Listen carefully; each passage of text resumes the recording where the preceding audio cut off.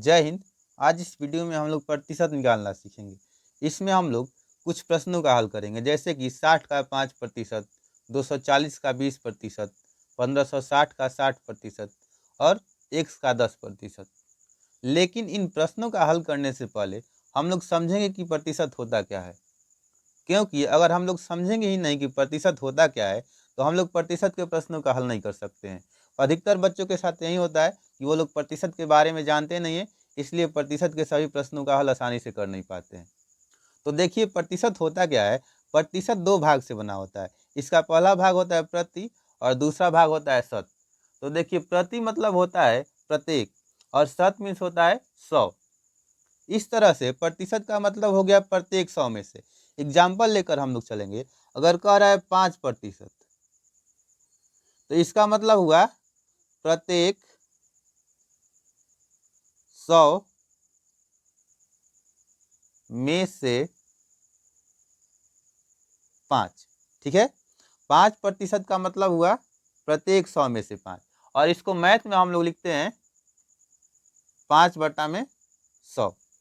इसी तरह से अगर कहे कि 20%, तो इसका मतलब हो जाएगा प्रत्येक 100 में से 20। तो इसको हम लोग लिख सकते हैं 20% को प्रत्येक 100 में से 20। अब देखिए प्रत्येक 100 में से 20 को हम लोग मैथ में लिखते हैं 20/100। अगर पूछे x%, तो x% का मतलब हो जाएगा प्रत्येक 100 में से x, और इसको हम लोग मैथ में लिखते हैं x/100। देखिए x/100 का मतलब हुआ 100 में से x, यहाँ 20/100 का मतलब हुआ 100 में से 20, और 5/100 का मतलब हुआ 100 में से 5।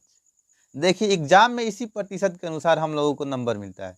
जैसे कि अगर किसी बच्चा को 60% नंबर प्राप्त हुआ है, देखिए हम लोग एक एग्जाम्पल लेकर चलते हैं। जैसे कि किसी विद्यार्थी को एग्जाम में 60% मार्क्स प्राप्त हुए हैं और एग्जाम के कुल मार्क्स 300 हैं।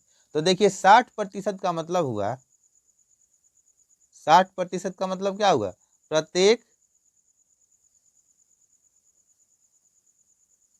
100 में से, प्रत्येक 100 में से 60।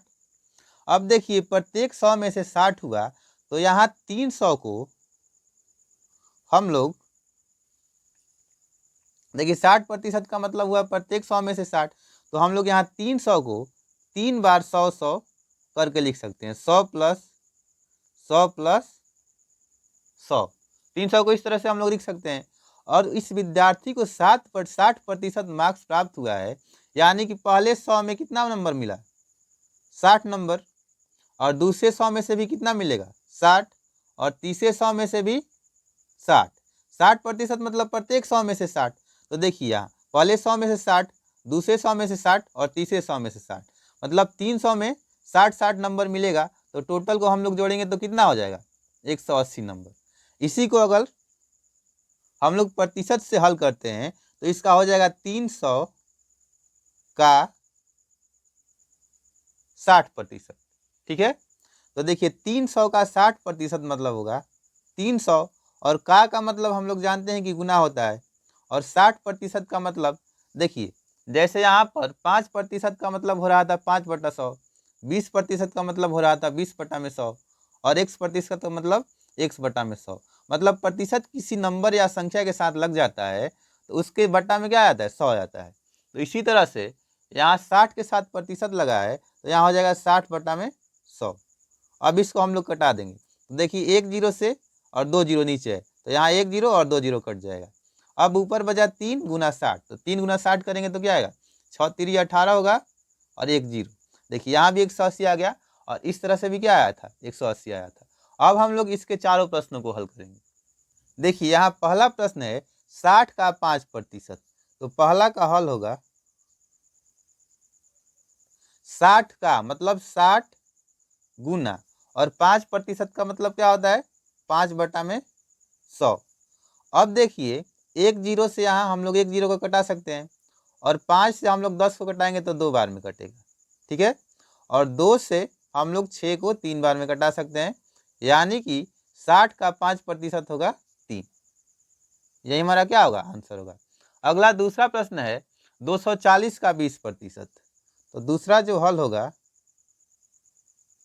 240, तो 240 का मतलब हो जाएगा गुना, और 20% मतलब 20/100।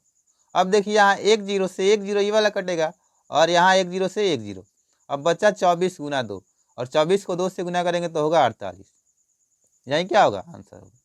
अब देखिए तीसरा जो प्रश्न है वो है 1560 का 60%। तो हम लोग इसको लिख सकते हैं 1560 का मतलब होता है गुना, और 60% का मतलब हो जाएगा 60/100। अब देखिए यहाँ भी एक जीरो से एक जीरो कटेगा, और दूसरे जीरो से ये दूसरा जीरो कटेगा।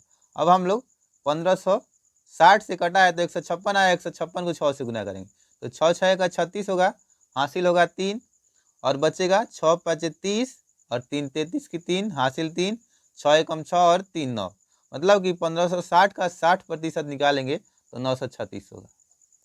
अब अगला प्रश्न है x का 10%। तो हल 4 हम लोग करेंगे। तो देखिए x का, तो x गुना, और 10% मतलब 10/100, ठीक है। अब देखिए यहाँ एक जीरो से एक जीरो ये वाला कट जाएगा, अब बचेगा ऊपर केवल x, और नीचे बचेगा 10, तो इसको हो जाएगा x/10। यही क्या होगा, आंसर। मतलब कि x का अगर हम लोग 10% निकालेंगे तो 10/100 होगा। मुझे आशा है प्रतिशत आप लोगों को अच्छे ढंग से समझ में आ गया होगा। अब हम लोग मिलेंगे नेक्स्ट वीडियो में, तब तक के लिए जय हिंद।